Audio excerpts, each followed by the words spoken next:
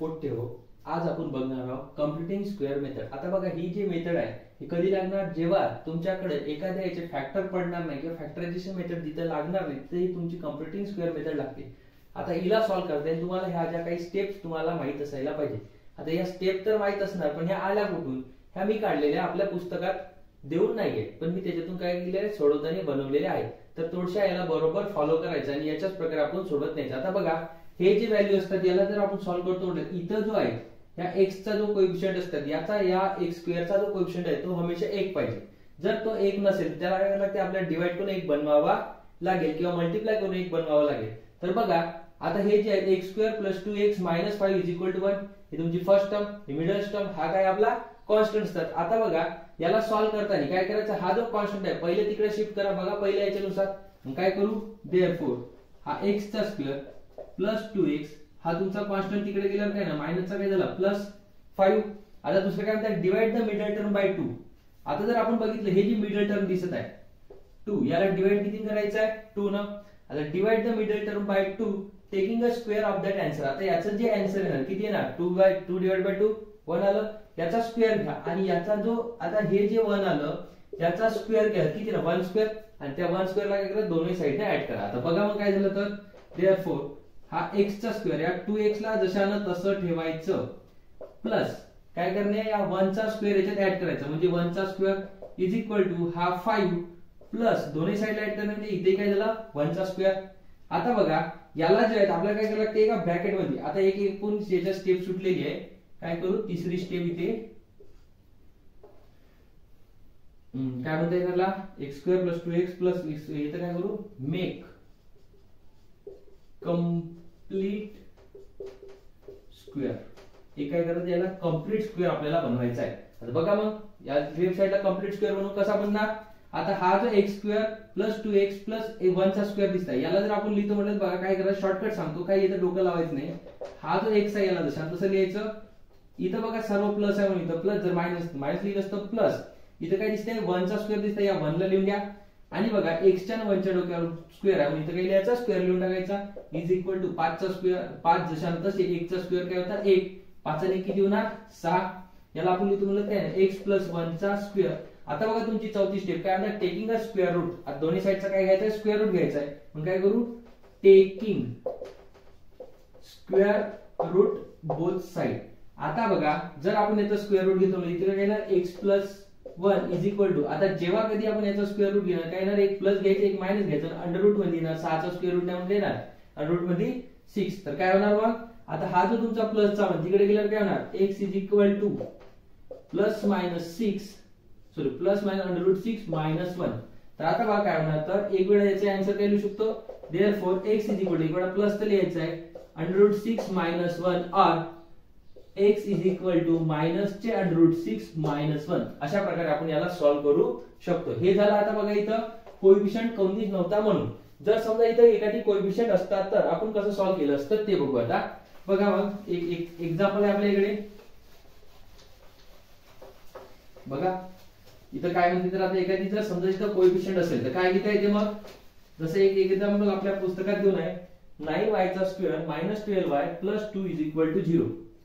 9y चा square minus 12y plus 2 is equal to 0। आता बघा आता याला कसं आपण सॉल्व्ह करू शकतो, आता कसं करणार, आता याला कसं सॉल्व्ह करायचं ते बघा, जसं मी म्हणलं तसं सॉल्व्ह करत न्यायचं। आता बघा मग कसं होणार, तर पहिल्यांदा काय करायचं, आता इथं आपल्याला हा 9 नको आहे, 9 नको आहे तर बघा याला जर आपण डिवाइड केलं 9 न, 9 काय होणार चला जाईल, मग काय करू हे जे तुमचं इक्वेशन आहे त्यालाच काय करू डिवाइड इक्वेशन बाय किती ना 9 न। आता मग हा 9 फक्त एकट्यालाच लागेल का, ह्या जो प्रसाद आहे हा सर्वांनाच मिळायला पाहिजे। जसं असतात ना आपल्याकडे काल्याचा जो प्रसाद असतो काय करतो सर्वांपर्यंत पोहोचतात, तर इथं पण मिळायला पाहिजे। मग बघा काय झालं, तर डिवाइड बाय 9 म्हणजे काय झालं 9y चा स्क्वेअर डिवाइड बाय 9 मायनस हा 12y डिवाइड बाय 9 प्लस इथे किती दिसते 2 divide by 9 is equal to 0। चला असा महाप्रसाद सर्वांना वाटून दिला।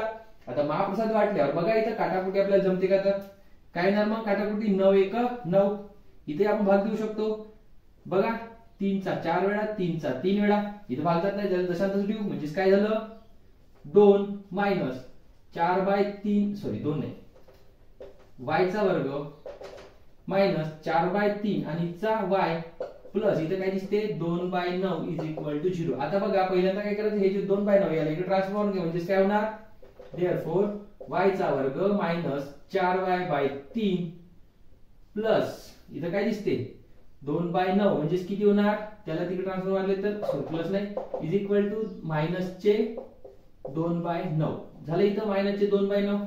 आता बघा मायनस चे 2/9 झाल्यावर आता हे जे इक्वेशन आहे आपण काय करतो, हे जी मिडल टर्म होती त्याला किती डिवाइड करायचं असते, 2 हाफ करायचे असतात. मग काय करू, हे जी मिडल टर्म आहे 4/3 डिवाइड बाय किती करायला लागेल 2 ना. जर आपण याला डिवाइड केलं 2 ना बघा काय तिथं हे 4 तशा तशी हा 3 येतं, हाय डिवाइड मध्ये इथं काय येणार मग 3 × 2 इज इक्वल टू किती झालं 4/6. जर याला भाग देतो म्हणजे किती येणार, 2 दुनी 4 2 तिरी 6 म्हणजे किती 2/3. आता हे जे तुमचं आलेलं आन्सर आहे 2/3 याचा काय करायचं असतं आपल्याला स्क्वेअर म्हणजे 2/3 चा काय ऍड करावं लागते, स्क्वेअर ऍड करावं लागेल. मग कुठे ऍड करायचा, इथे बघा मग y चा स्क्वेअर देअरफॉर y चा स्क्वेअर मायनस बघा इथे हा पहिलं लिहून घ्या 4y/3. आता इथं मायनस आहे बघा, इथं ऍड करताना हमेशा काय ऍड करायचं तुमचा प्लस ऍड करायचे असतात. प्लस काय ऍड करणार 2/3 चा स्क्वेअर इज इक्वल टू इथे मायनस चे 2/9 प्लस इथे काय असणार 2/3 चा स्क्वेअर. आता मायनस चे 2/9 इज इक्वल टू प्लस चे 2/3 चा स्क्वेअर. आता असं झाल्यावर बघा काय होणार, तर त्याला इथे मिटवून टाकतो. तुम्हाला लक्षात असायला पाहिजे कसं केलं तर आपण, ठीक आहे.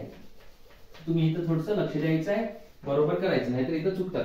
आता बघा इथं काय करणार, स्क्वेअरला आपल्याला ऍडजस्ट करायचे असतात. आता ऍडजस्ट करताना हे जे पहिली टर्म आहे आपली तेच मेथड y ला जसं तसं. आता इथं मायनस आहे बघा, इथं मायनस आहे तर एक मायनस लावायचं. इथं काय दिसतंय 2/3 मग इथं लिहायचं 2/3 आणि हा जो स्क्वेअर आहे या दोघांच्या वरचा जशाना तसा उचलून ठेवून द्यायचा, तिथं डोक्याला ताण नको, ठीक आहे. मग इज इक्वल टू हा काय दिसते मायनसच्या 2/9 जशाना तसा प्लस 2 चा वर्ग 4 3 चा वर्ग 9. बघा एवढी तर बेरीज आपल्याला येतेच, आपल्या मास्तरांनी चांगलं मारमार शिकवले, आपल्याला नाही शिकवलं तर मी सांगते. बघा मग कसं तर हा y मायनस 2/3 चा वर्ग जशाना तसा. बघा इथं छेद काय आहे सारखा आहे, याला एकच वेळा लिहू मायनस चे 2 प्लस चे 4 किती होणार, 4 मधून 2 गेल्यावर 2/9. आता हे आलं तुमचं आन्सर.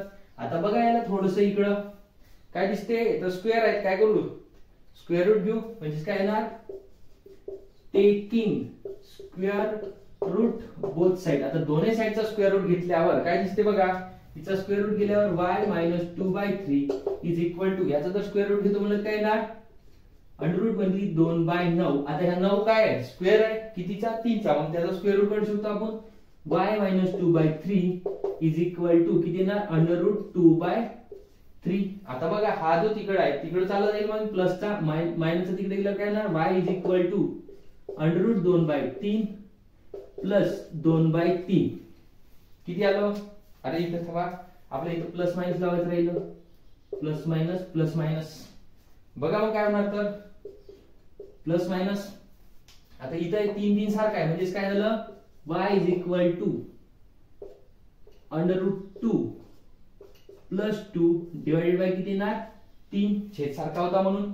दुसरी वेळेस काय बनेल आपल्याकडे बघा y इज इक्वल टू काय दिसतंय, आता इथचा जो मायनस आहे एक वेळा प्लस साइड झालं, एक वेळा मायनस साठी minus root 2 plus 2 divided by 3. अशा प्रकारे आपण याला सॉल्व्ह करू शकतो. जर तुम्हाला आवडल्यास किंवा तुम्हाला समजल्यास नक्की लाईक शेअर आणि सबस्क्राईब करा. धन्यवाद.